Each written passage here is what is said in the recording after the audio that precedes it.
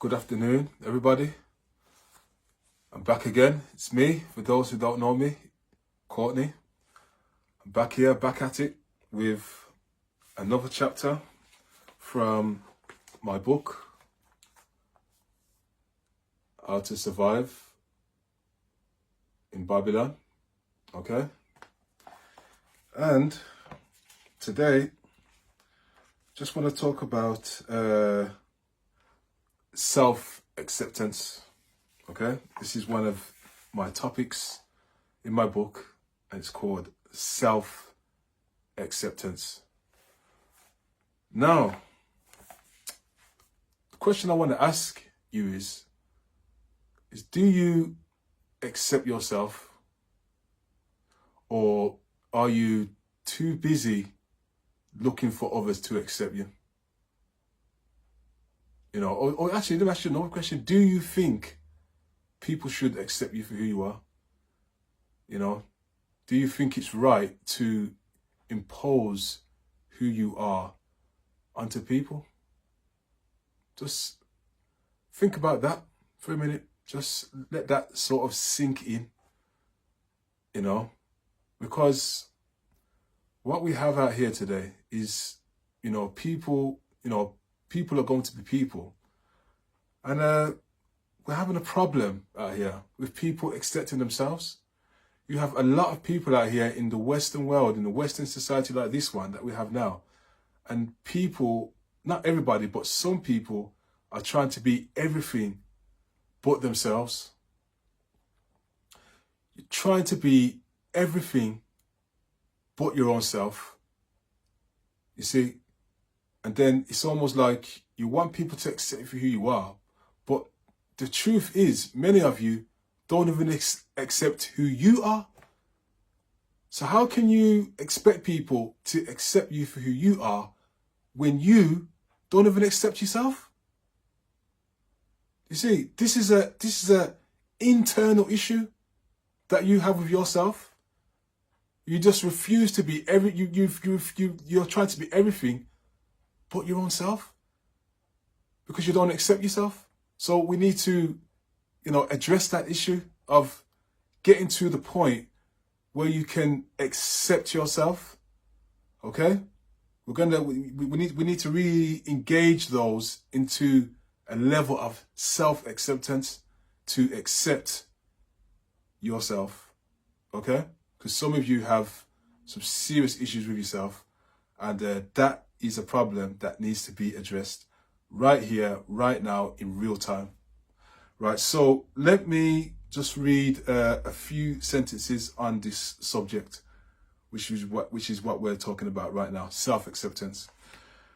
For this principle, we'll discuss self-acceptance and not trying to fit in. Remember, it's not about trying to fit in people. There's no such thing as fitting in, okay? That is a nonsensical philosophy that this Western society is trying to force on people. You can't, there's no such thing as fitting in. So let me just say that, okay? Most of us were told at least once in our lives that we should try to fit in with our peers. But what does it really mean to fit in? Is there such a thing as fitting in? If there is, how do you go about doing it, and at what cost? So when it comes to, again, fitting in, at what cost does that come with? Because I just read it here. When you were, say, in school, primary school, right? When you were just a little child, your teachers always used to say to you, oh, you need to fit in. Why don't you go over there with those kids and try to fit in with those kids? Now, listen to that, fit in. If you have to fit yourself in, just that in itself is a problem. You shouldn't have to try to fit in anyway. You see, you should be able to just sort of slide your way in, and you just sort of immerse yourself naturally. When you're trying to fit in, now you're trying to fit into some sort of hole that your body's too big for. This small little hole, just think of a small hole, right? And just try to imagine if your body can fit in that small hole. Just think about it. You thought about it yet? Yeah, you can't fit in there, can you? Because your body's too big. So it's the same. This is the thing about fitting in. This is where it comes to. This way now, it comes down to accepting who you are. Now, the thing about self-acceptance is that people, again, have no choice but to accept you for who you are. You don't have to force them to.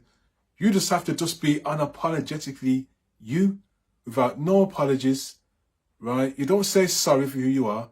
So if you're the type of person that is somewhat apologizing for who you are, then I advise you to stop doing that, okay? Because that is not beneficial to your development, apologizing for who you are. Because you see, when you start apologizing for who you are, now what you're indirectly saying to yourself is that you don't like who you are because you're apologizing for it. You see, you're not saying, oh, I don't like who I am. But indirectly to yourself, you're saying to yourself that who you are is not enough. So you're now going to try to be something that you're not. Right? It's like, have you heard the term fake it to make it? See, listen to that terminology. Fake it to make it. So I have to fake my way through life just to get to a certain position in society. Or whether I've got a job, I've got to fake it. So when you're faking it, look at the damage that does to your character. You are indirectly telling yourself that you are not good enough. Right? Because you're faking it and you're pretending. Think about some of your surroundings that you've got. Think about how you behave around some people and how you behave around others. When you're around some people, you're faking it. And then there's some people that you're around where you feel that you can be yourself. And then the people that see you being yourself, they see how you behave around others. Sometimes they may be bold enough to pull you up and say, well, I notice when you're around those type of people, you behave very different. Why are you doing that? And you may get challenged. Right, and then you have to now ask yourself, that's actually true. Why am I behaving different around this set of people here? Why don't I just extend my true character among that set of people? You see, there's many different ways of how you can go about being yourself.